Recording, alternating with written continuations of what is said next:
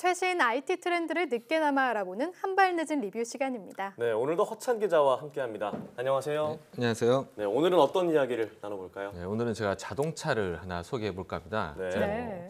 자동차가 IT랑 무슨 상관이냐 이렇게 생각할 수도 있지만 이 차는 조금 특별한데요. 테슬라의 모델 S입니다. 아, 테슬라는 전기차를 전문으로 만든 회사잖아요. 네. 그렇다면 조금 특별한 전기차라는 건데 모델 S 궁금하네요. 네, 저도 개인적으로 뭐 자동차와 IT 연관성이 없다고 생각하는데 테슬라라면 조금 다를 수도 있지 않을까 이런 생각을 하게 되는데요. 네, 그렇죠. 이제 테슬라는 이제 뭐 잘 모르시는 분들 말씀을 드리자면은 미국의 민간 우주 기업이기도 한 이제 스페이스X의 창업자 일론 머스크가 만든 전기 자동차 기업입니다. 네. 이제 그 중에서 준대형 세단에 속하는 모델이 바로 모델 S 있는데요. 모델 S를 제가 오늘 소개하는 건 이렇게 단순하게 이제 전기차로만 볼 수 없기 때문입니다. 뭐 아, 예를 그래요? 들어, 네. 네네, 뭐 스마트폰에 저희가 만약 최신 기능이 생긴다면은 그걸 다운로드해서 설치하고 뭐 그런 작업을 하지 않습니까? 네. 예, 테슬라 차들도 마찬가지입니다. 이제 언제나 인터넷에 연결돼 있어서 뭐 차를 예를 들어 고치거나 업데이트가 있으면 해당 패치를 마냥 뭐 스마트폰 마냥 다운받아서 설치할 수 있는 기능이 있습니다. 그럼 한마디로 뭐 달리는 초대형 컴퓨터 이렇게 볼 수 네. 있는 거죠. 네, 차에서 내비게이션을 업데이트하긴 하는데 네. 그것과는 훨씬 확장된 개념이라고 볼 수 있겠네요. 네, 그렇습니다. 네, 어떻게 보면 우리 코너에서 이제 다루는 IT 제품 중에 가장 큰 제품이 아닐까 네, 싶은데요. 지금까지 가장 크죠. 예. 네, 그래서 못 가지고 나오셨나 봐요. 네, 아쉽지만 예, 반납을 네. 했습니다. 그러면 우선 이 차에 대한 소개부터 좀 해주시죠. 네, 말씀드렸다시피 이제 테슬라의 준대형 세단이고요. 이제 이게 일반 자동차가 보통 배기량을 기준으로 이제 차종을 구분하듯이 이 차 같은 경우는 배터리를 두고 이제 구분합니다. 네. 그래서 75D, 90D 그리고 100D 이렇게 킬로와트 아워로 이제 모델명이 분류되는데요. 아, 숫자가 커질수록 배터리 용량이 더 큰 거죠? 네, 그렇습니다. 이제 외관만 보면 이게 과연 전기차인가 싶기도 하겠지만 지금 보시면은 네. 뚜껑을 열어보면 차이가 있습니다. 보통은 확실히. 엔진룸이 있잖아요. 오. 일반 네. 차들은. 공간이 있네요. 네, 엔진이 없이 이제 밑에 이제 차 바퀴 옆에 있는 모터로 운행을 하기 때문에 차 그 엔진이 있는 공간에 트렁크가 대신 들어가 있습니다. 그리고 이제 가장 일반 차들과 마찬가지로 이제 뭐 좀 차이가 나는 부분이 있다면 이제 차에 지금 보시면은 큰 네. 이제 17인치 모니터가 부착이 돼 있는데 네. 이제 이걸 통해 가지고 이제 뭐 차에 있는 모든 조작을 거의 다 할 수 있는 부분이라고 볼 수 있습니다.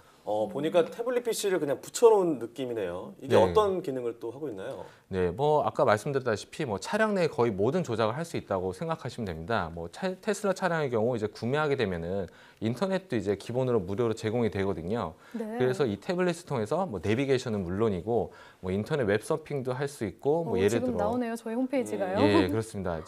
이제 인터넷을 할 수도 있는 거고 아니면 후리가 아니라 후방 카메라를 이제 볼 수도 있고 이런 다양한 기능을 할 수 있는데 무엇보다도 뭐 운전석 위치라든가 아니면 운전자의 뭐 편의 기능, 뭐 시스템 업데이트 이런 것들을 모두 조정을 할 수 있습니다.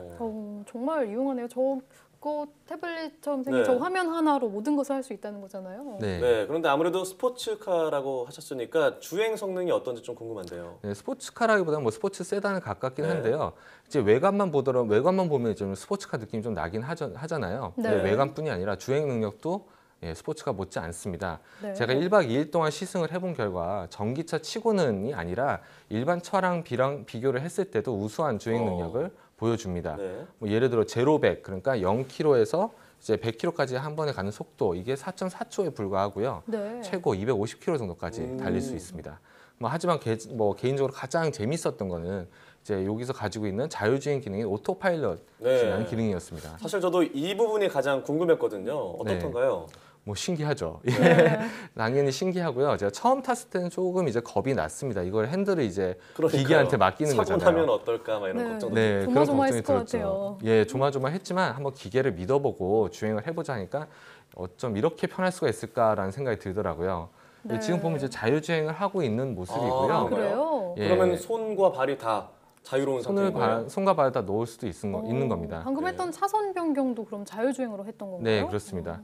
우선 사용 방법을 간단히 말씀드리자면은 간단합니다. 예, 모델 S가 이제 달리고 있는 도로를 인지하고 운전자가 발을 이제 브레이크 되지 않았을 때는 이제 뭐 자율주행해도 되는 상황이다라고 네. 인지를 하고 이제 운전대 아래에 레버가 있거든요. 이걸 네. 클릭하면은 간단하게 이제 신호와 함께 시작이 되는 겁니다. 편하게 계시네요. 네. 아주. 예, 손이 심심해 보일 정도로요. 네, 그렇습니다. 이제 안전하게 뭐 앞차와의 간격을 유지하거나 아니면 차선을 유지하고 이렇게 사람이 운전하듯이 자연스럽게 운전을 할 수 있는데요.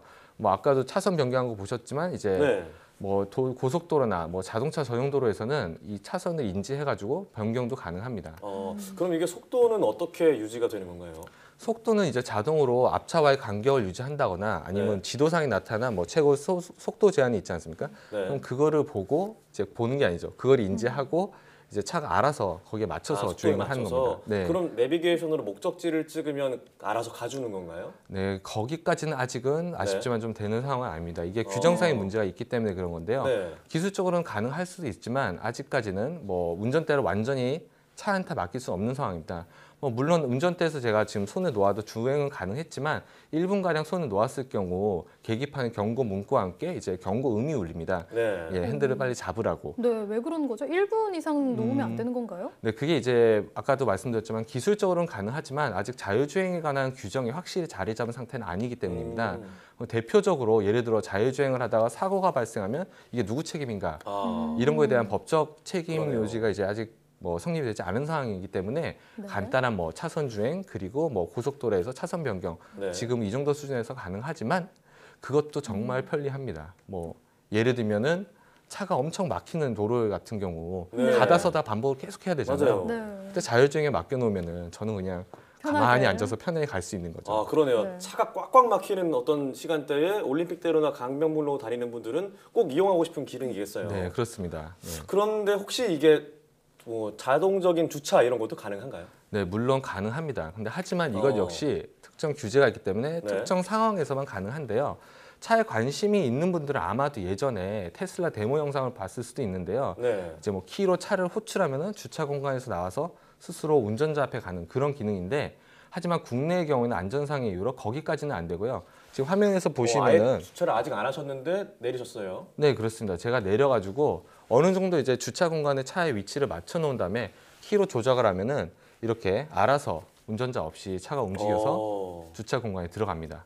그러니까 이게 좁은 주차 공간 예를 들어서 세우고 내리고 이러기가 좀 어렵잖아요. 네, 네. 그렇죠. 그럴 때는 상당히 유용한 기능이라고 볼 수 있죠. 네, 이 정도 기능만 해도 당장 사용하기에 많이 편리할 것 같은데요. 많이 편리하죠. 네. 좁은 공간에서 왜 우리가 문콕이라고 하죠? 옆차에 네. 부딪힐까 봐 걱정을 많이 하는데 이럴 때 정말 유용하겠어요. 네, 그렇습니다. 그게 지금 이런 경우는 이제 저희가 이제 내린 다음에 이거 할 수 있기 때문에 뭐 아무런 문제가 없이 진행할 수 있는 거죠. 근데 이 밖에도 뭐 헤드라이트도 차선 방향을 인지하고 움직이고 거기에 맞춰서 뭐 또 어떤 차선에 따라서 헤드라이트가 움직이는 기능 네. 아니면 뭐 자주 다니는 도로를 인지해서 그 도로에 알맞게 서스펜션 그러니까 차의 높이를 이렇게 네. 높낮이를 맞추는 그런 우와. 기능도 있어서 운전하기는 참 편리한 차량을 볼 수 있습니다. 네. 지금까지 들어보면 장점만 이렇게 딱 얘기를 해주셨는데 좀 불편한 점은 혹시 없었나요? 제가 원래 차에 관심이 별로 없어요, 사실은. 아, 네. 그런데 모델 S만큼 꼭 사고 싶다는 생각이 들긴 들었는데 네. 네. 하지만 단점이 여기서 나오는 게 두 가지가 있습니다. 우선은 네. 가격입니다.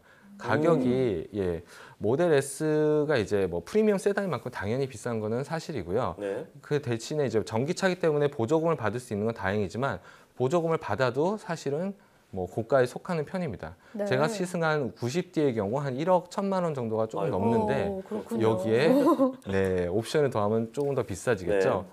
하지만 뭐 서울시의 경우 뭐 보조금을 합치면은 한 뭐 1,950만 원 정도의 할인된 가격으로 구매를 할 수 있기 때문에 뭐 가격적인 부담이 조금 더는 거는 분명합니다.